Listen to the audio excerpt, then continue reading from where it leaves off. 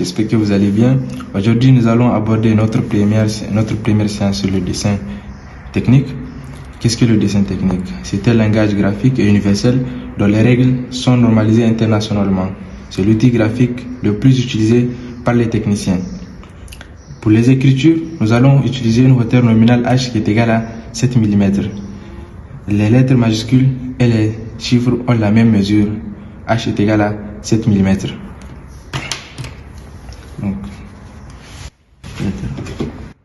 la lettre A, la lettre B,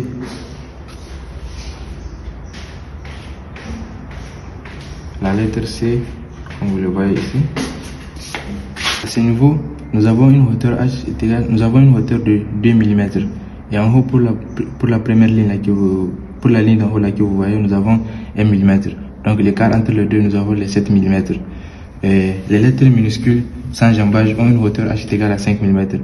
Et les lettres minuscules sans jambage, ce sont les lettres telles que E, I, M, N. Attendez, eux, ils ont une hauteur de 5 mm. Ici, nous avons la lettre E, la lettre I, M,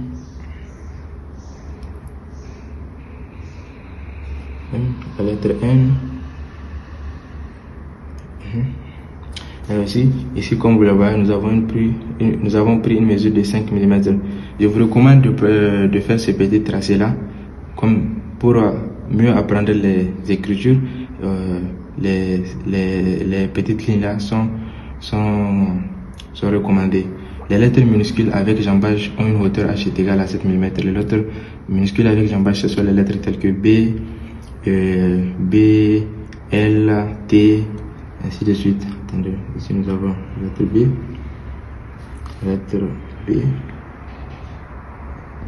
L, lettre T. Comme en dessin technique, on dessine les lettres, on n'écrit pas les lettres. L'espace entre les mots, on peut prendre une mesure H est égale à 4,2 mm à minimum. Et l'interligne minimale ne doit pas excéder les 10 mm aussi. Après, nous allons parler des formats.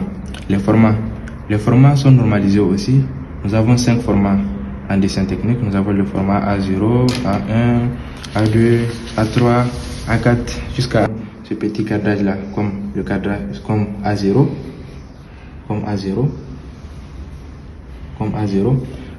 On le plie en deux pour avoir. Si on le plie en deux, nous aurons le format A1. Le format A1 aussi, nous allons le plier en deux. Nous allons le plier en deux pour avoir le format A2. Le format A2 aussi sera plié en deux pour avoir le format A3. Ainsi de suite. Le format A3 aussi sera plié en deux pour avoir le format A4. Le format A4 aussi, nous allons le plier en deux pour avoir le format A5. Comme vous le voyez, comme on a dit que c'est normalisé, on a les différentes mesures de chaque format. Le format A0 doit avoir une longueur de 1198 mm et une largeur de 840 mm. Le format A1, 840 mm et 594 mm. Le format A2 aussi, 594 mm, 420 mm. Et A3, 420 mm et 297 mm.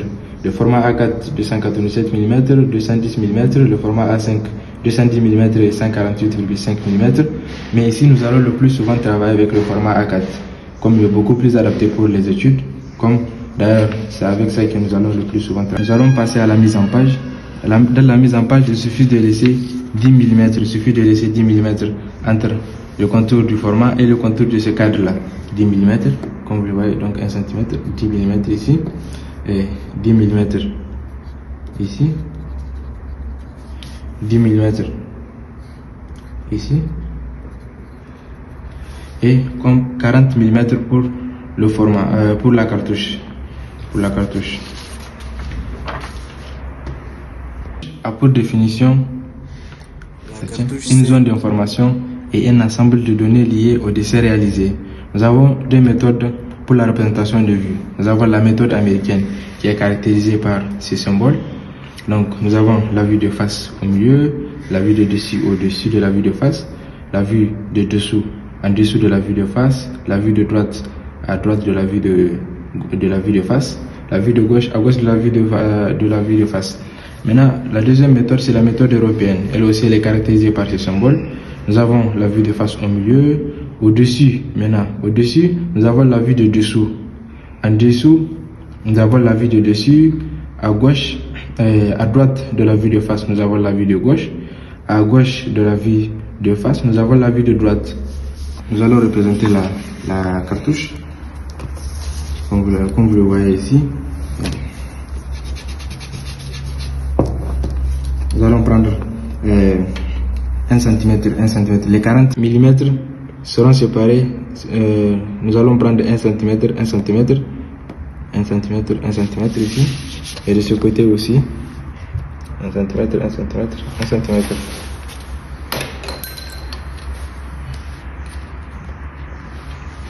Je trace le premier centimètre, je trace. Je reviens en bas aussi, je trace aussi.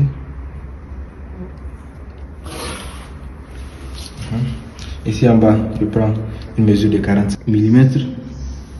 Et de ce côté aussi, nous allons prendre les 40 mm. En bas aussi, je reviens ici, je prends 40 mm. Ici aussi, 40 mm. Puis, je trace cette partie. Nous avons ici, je trace. Je reviens aussi, on trace aussi. Et les 1 cm qui sont au milieu, nous allons tracer aussi. Ici. Donc, pour le remplissage de la cartouche, maintenant, ici, nous allons mettre le nom de l'école, de l'université, nom de l'école. Ici, si vous avez un groupe, vous allez mettre le groupe, numéro du groupe. Ici, l'échelle,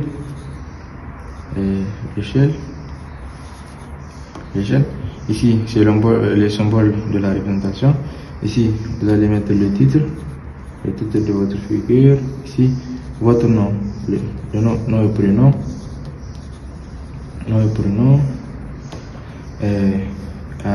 À ce niveau, comme c'est le dessin, vous allez mettre dessin.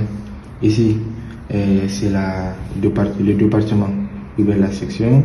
Donc, je mets département. Ici, vous allez mettre la date ici. Donc, je vous montre un exemplaire. Nous avons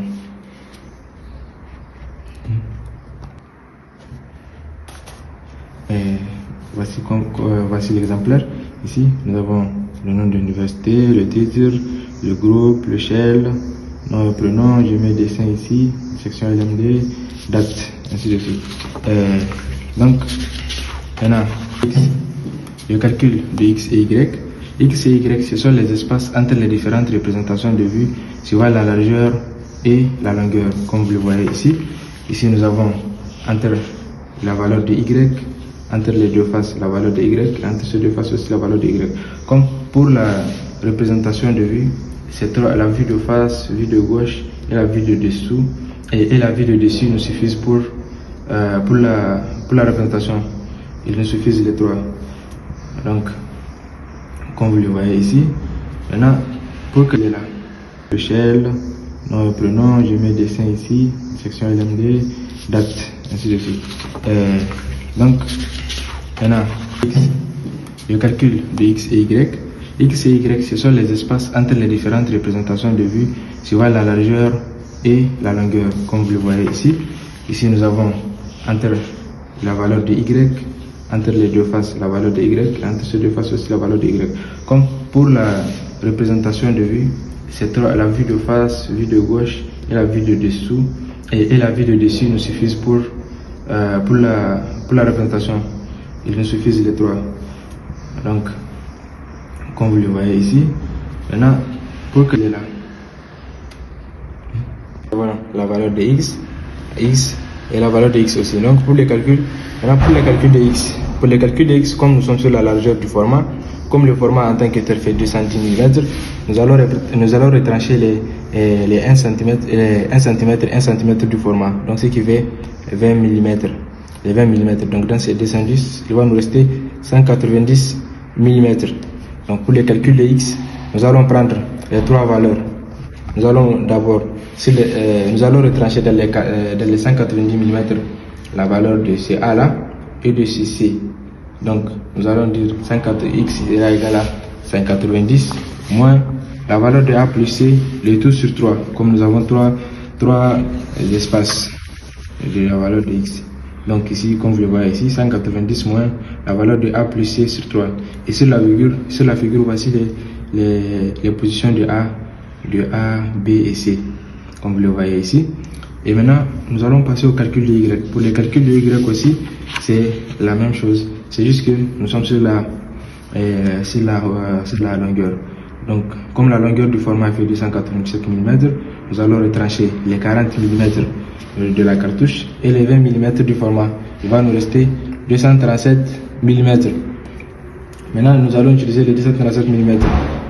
Comme nous avons ici, la valeur de C plus la valeur de B. Donc, les 237, nous allons retrancher la valeur de B plus C, le tout sur 3. Voici comment est-ce qu'on calcule les valeurs de x et y. Maintenant, revenons au niveau des vues. Pour les vues, nous allons choisir la vue qui comporte le plus d'informations. Ici, nous allons choisir cette vue comme la vue de face. C'est la vue de face.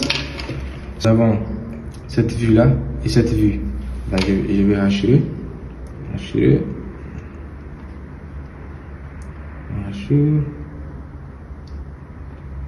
La première face qu'on voit et la deuxième face. Donc, si nous voulons les représenter, nous allons juste revenir ici pour faire la représentation sur la vue de face. Nous allons représenter les différentes vues de la vue de face. Nous avons les deux vues. La première vue, elle est là. La première vue, elle est là. Cette vue-là. Et la deuxième, la première face, elle est là. Et la deuxième face, elle est là aussi.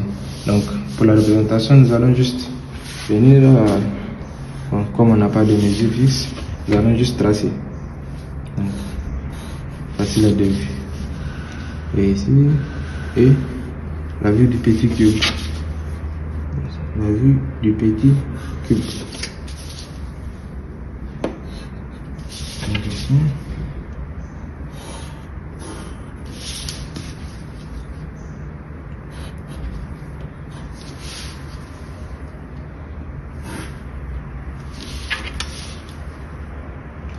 Voici notre vue de face.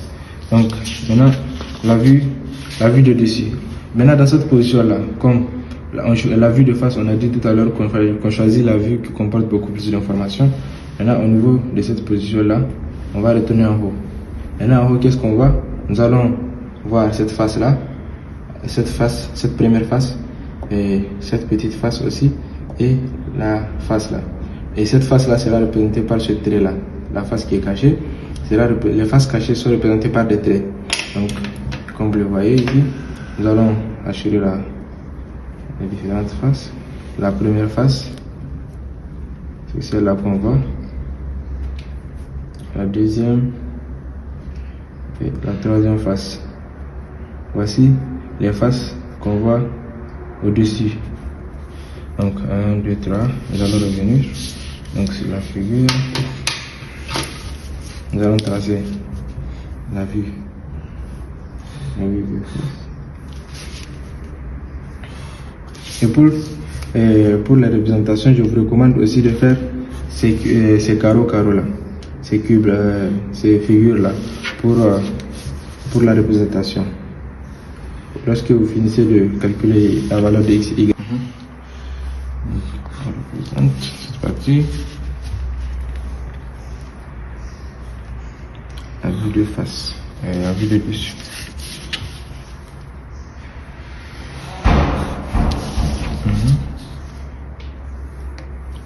Voici voici la vue dessus. Donc pour ce qui concerne la dernière vue, qui est la vue de gauche, et à partir de la vue de face, on tourne jusqu'ici. Et sur la vue de gauche, qu'est-ce qu'on voit? On voit cette première face, cette face là.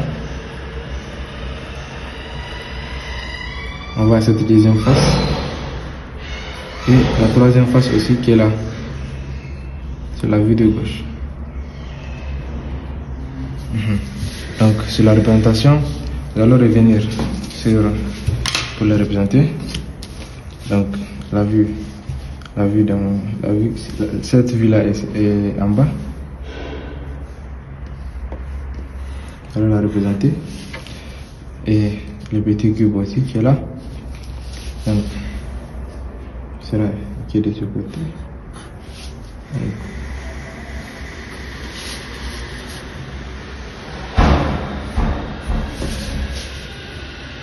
Donc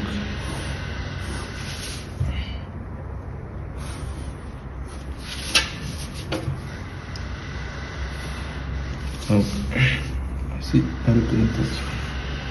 Donc nous sommes et pour les traits utilisés ici, ce sont les traits forts. Donc les traits forts ont on peut prendre les 0,8 mm pour les traits forts.